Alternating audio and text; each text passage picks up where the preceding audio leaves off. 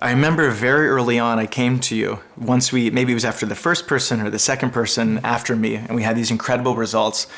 Here I'm, with the team, with Dr. Porter, with Nancy Salzman, we're just ecstatic, and I came to you and I was sharing some of the things that happened. And I don't remember exactly how the conversation went, but I was super ecstatic about the possibilities and look what's happening. And the thing that you said in response, and I don't know if you remember this or correct me, but you said, the thing that I'm most concerned with is the hate that the other people with Tourette's are going to experience because of what we're doing. And that was a big moment for me, because here, we had just, in front of our eyes, with the work of what Nancy Salzman was able to do with these people, it's almost as if you're watching somebody for 10 years be in a wheelchair and then watch them walk, in a matter of a day. And so I'm going off that excitement. But that was what you responded to whatever I was sharing with you. And I want to know if you could elaborate on that whole thing. For me, understanding the nature of tools is a very important philosophical thing. And understanding the nature of power and the abuse of power and the wielding of power in a responsible manner. So here we find, and we do believe, we have a pretty sharp tool. Of course, maybe not, but let's take for a second, assume that we do. Assume that this tool is very sharp and very unique. The wielding of that tool is not to be taken lightly. It's not like, I just discovered the sharpest knife in the world, I'm going to just run around waving it in the air. We do have in our curriculum something about the release of it. If you found the ultimate, what we call the replicator, which is this from Star Trek, if you found a little box where you could replicate any item just by command, what would you do with it? If you had the blueprint for that, you had devised it in your garage, it worked perfectly. If you deploy that haphazardly, literally you could crash the economy of the world. You could do things that were awful. So really the ethical, moral question is, how do you deploy that wonderful tool? Even if you have good intent. Yeah. Matter of fact, the best of intent can often lead to disastrous results. And, the last round table I did, I was talking about an example of the king in a kingdom. And the king wants to be a compassionate king, a humanitarian king, has a bunch of peasants that live on his land and work his land, and they give him a certain amount of, their crop as like a tax, but they live very prosperous lives in general. One winter he notices that in the middle of the winter, many of them don't have the ability to store their crop, so they have hard times. Some of them die, they starve, things like that. They clearly have enough crops when they harvest the crops, but they just can't store them. So he doesn't want another winter to go by like that. It pains him to see these people, his subjects, so to speak, starving. So that spring he decides immediately, we must build a facility to store all the food for everyone. And I'm going to hire the people in my kingdom, and because they need money, I'm going to pay them more than they would in their normal job. I'll pay them 3 times the amount of their normal job, so everyone will have more money. I'll be a little poorer, doesn't matter, because the kingdom's going to be better, and we're going to build this great facility. So, first thaw, he gets all of them, and they build this wonderful facility because harvest time in September is coming, and they want to be able to harvest all the food and store it. And it takes them all summer, and they build this beautiful facility. September comes around, and no one planted any crops. He hired the people away and didn't realize that there are other things that needed to be done. So he was disturbing his own ecosystem, well-intended, built something wonderfully, but in the interim, that winter was going to be a terrible winter because no one had any food. Those sort of misdirections of good intent can cause a lot of problems. So here you have let's assume for a second that we do have this sharp, unique tool that really works to transform the lives of people with Tourette's. And we have, in our particular organization, a few people that can wield that tool. So we can take care of a limited number of people. What happens when we start to release that tool and it becomes publicly known? You have all these people that are suffering from this syndrome, it's whatever it is, but the manifestation of it is this social problem. It brings much great prejudice, it brings at times violence, people get kicked off of buses, people get beaten up, all of this sort of a thing. And if the world believes that this could be cured just by talking to someone, they're going to say, oh, you have that Tourette's thing? Yeah, you're a liar. It's going to be worse. And then all the people with Tourette's who might be too scared to go into this methodology, or may have lived with Tourette's so long that the fear of not having Tourette's is more than the fear of keeping it.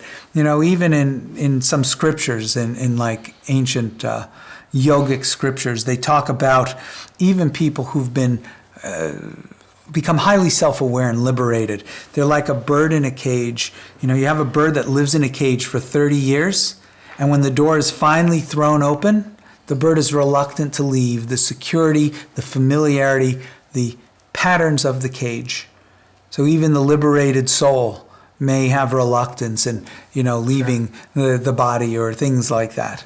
So here you have people who have dealt with Tourette's, families that have dealt with Tourette's, and some of them, when you have a child that undergoes all sorts of problems like that, I imagine it must be terrible to see your child tortured. And you must also worry if you're to blame.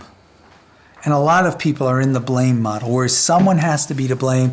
And if somehow that disease or that condition that your child has is seen as being a fake condition because someone can talk it away, imagine what would happen to your child. Imagine how you would feel. Imagine how defensive, imagine how you might feel towards that treatment. Because this treatment isn't some profound operation, that it's literally, you sit down and you have conversations with people and it changes because our methodology is conversational in nature. That's scary what it could do, how it could just be a hate magnet for those that have this condition. We don't want that. We know well that that's a possibility. So how are we going to do this? How are we going to help those that we can help, assuming that we have this sharp tool that works? How can we help them? How can we deal with all the fear that people have because of all the prejudice that this condition has attracted? And not only with those that we help, but the ones that, for whatever reason, aren't coming along. Is that going to increase the prejudice to them? Because, well, yeah, we understand now your condition, you have Tourette's, you could just go and talk to someone and that'll go away. Why haven't you? Here you have someone who's been living with the condition and has deep fear and deep life patterns. And they want to get rid of the condition, but they're so scared, which happens. It's like, no matter how much you convince a little kid that jumping off the high diving board will be fine, they could still sit on the edge there and maybe never even jump off the high dive. They could see everyone else do it, but sometimes that fear is too much. So you have all these people that have this condition, and I imagine a good number of cases, the fear is just too much, and we're just going to hurt them if we don't do this respectfully. So are we saying that, no, they don't have a condition? Absolutely not. Are we saying that, oh, this could just be talked away? No, we have a very unique, specific methodology to do this. This isn't just a conversation. And people who undergo, on an ongoing basis, and we've had other conditions we've worked with, and we've had some pretty incredible success using these same tools, but outsiders who watch it happen don't get what's going on and they think it's just a conversation. It's not just a conversation. We ask questions, but it's the questions that we ask. It's the methodology that allows us to formulate the questions that move things in a certain direction. And I used to say, we don't tell people what to think. We give them tools how to think, but I like to talk about our courses as a course of questions.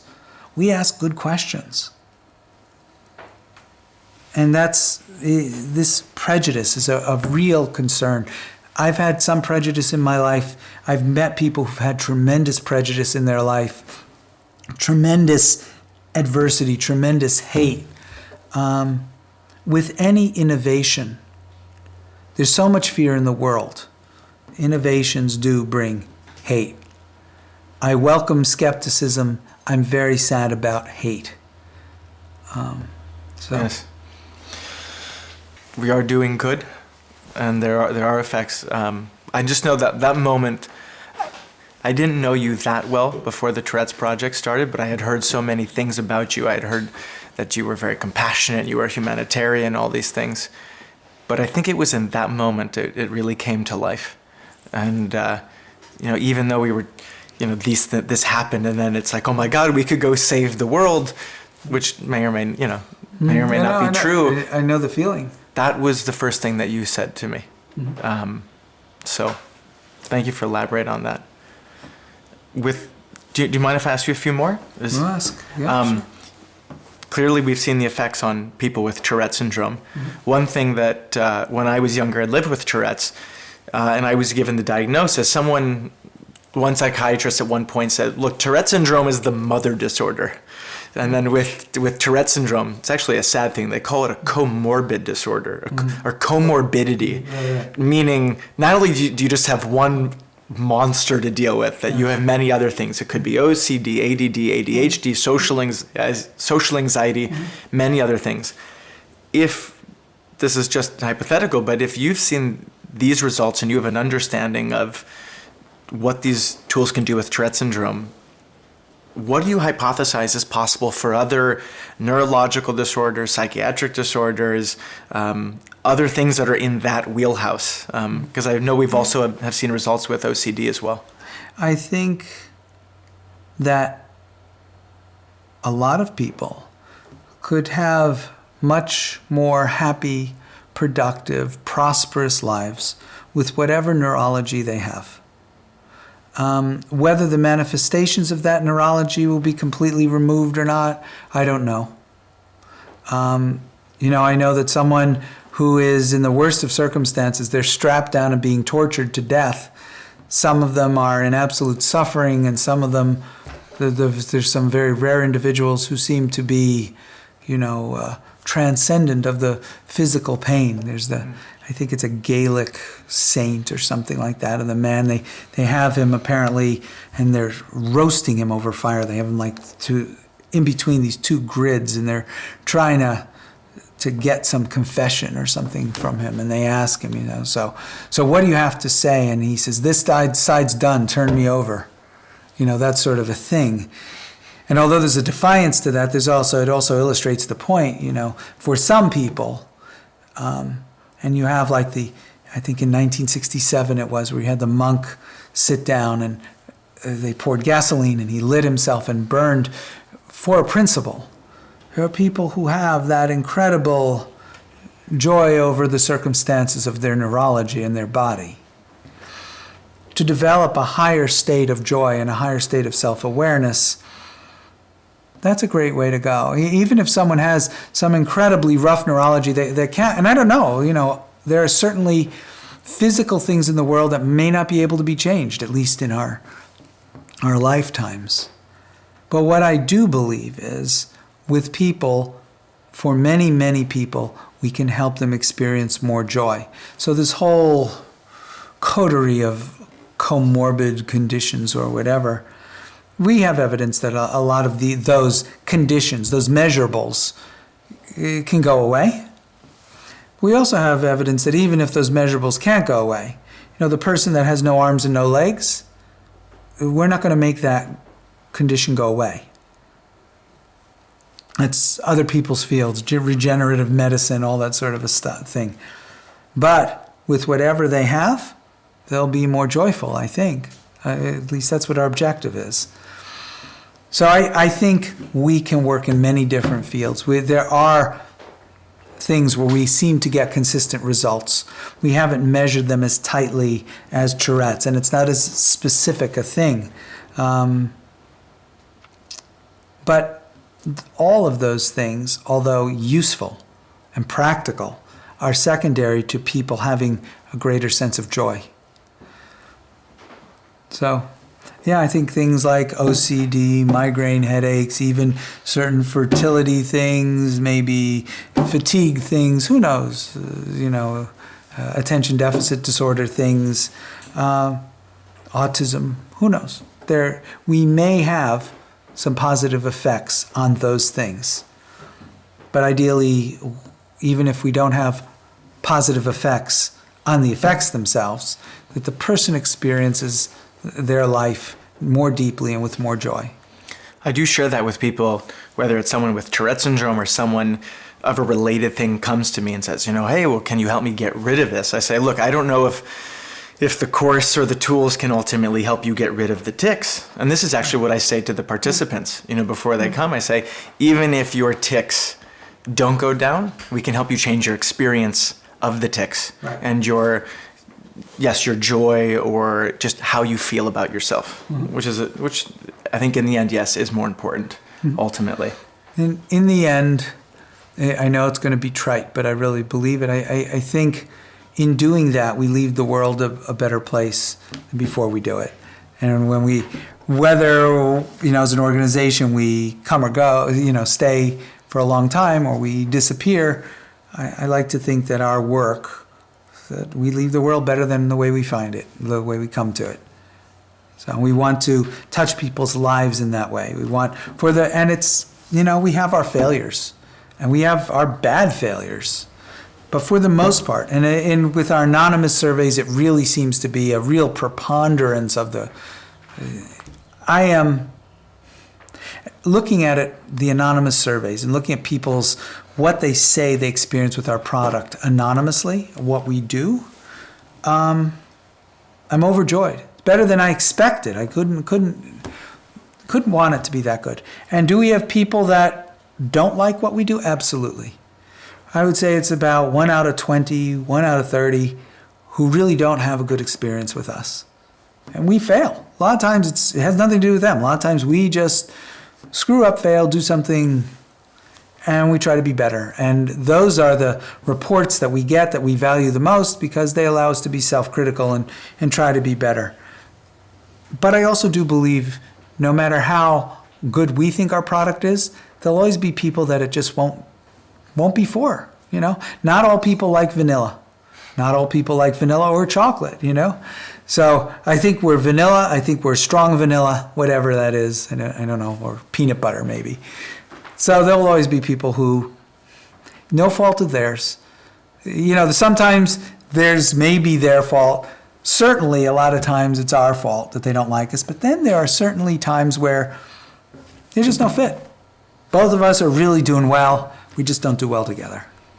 To help us with the critics, just in general, with the study or what might come of it, do you hope that we take it to, is the goal to take it to a trial or a university study, or we get a controlled study? Would that be something that you would hope for?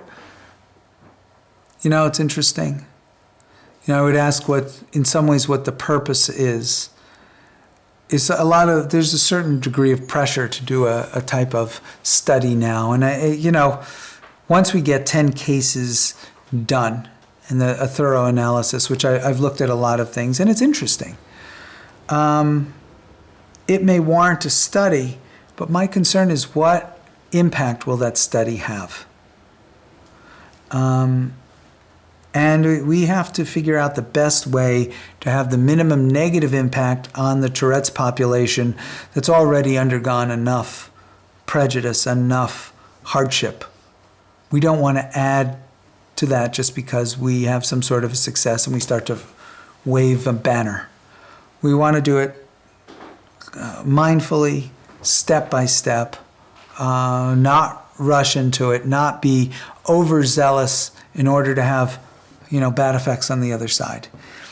I believe that no matter what, we will sequentially continue to do what we do. And that those people who we can contact, who want to be helped and that sort of a thing, that we continue to do so and study it. Whether we go as far as to jump into a double-blind study with, X number of participants, yes, no, even some of those studies are hard. When you're doing you'd have to really, you can do it based on a type of demographic control group, but our type of work, it's harder to do a double-blind study. I mean, for example, you can take 100 people that go through our process and just 100 people, say you take 200 people of Tourette's and you randomly assign them to control group, not control group. What does the control group do? Well, if you want to see if they're going to spontaneously turn around and not have Tourette's, maybe just have them live their normal lives. But that doesn't say much about how what we do does it. If we were to come up with substantial results that, okay, coming to our program compared to living, a normal life, Tourette's seems to go down, then the question is, well, let's compare it to going on a cruise ship. Because it's, they spending a certain amount of time, certain amount of effort, certain amount of money, et cetera, to whittle away, to figure out exactly why what we do works is a very long process. People don't understand this. You're talking decades to really, if you want to get down to the exact motions of what we do.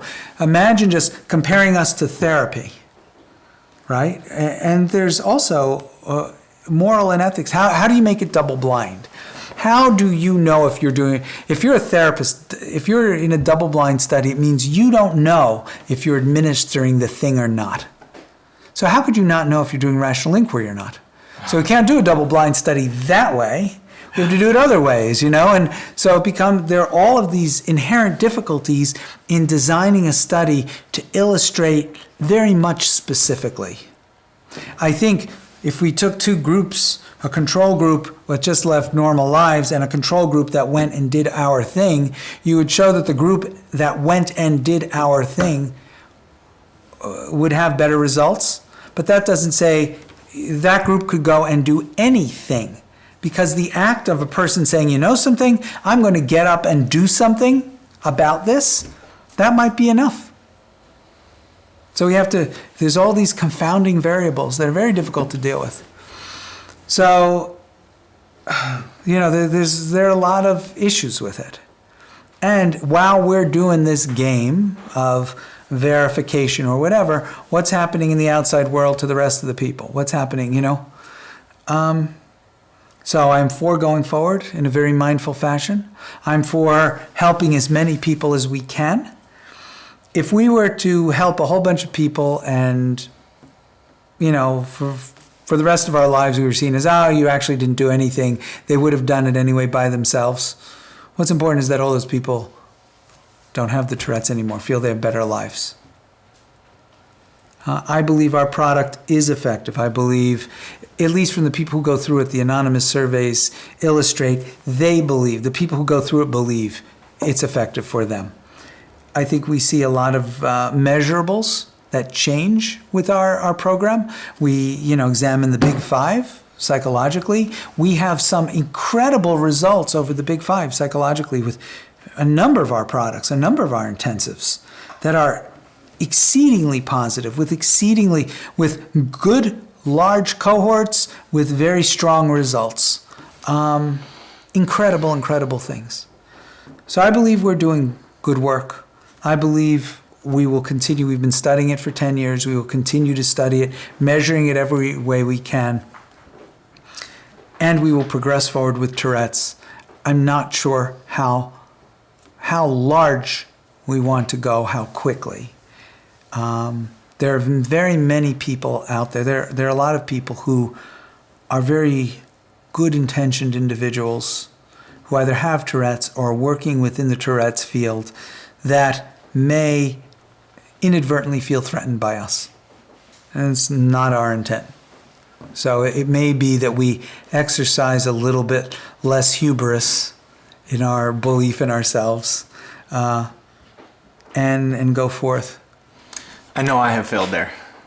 You know, just Well, because. it's easy when you get excited about something. Yes.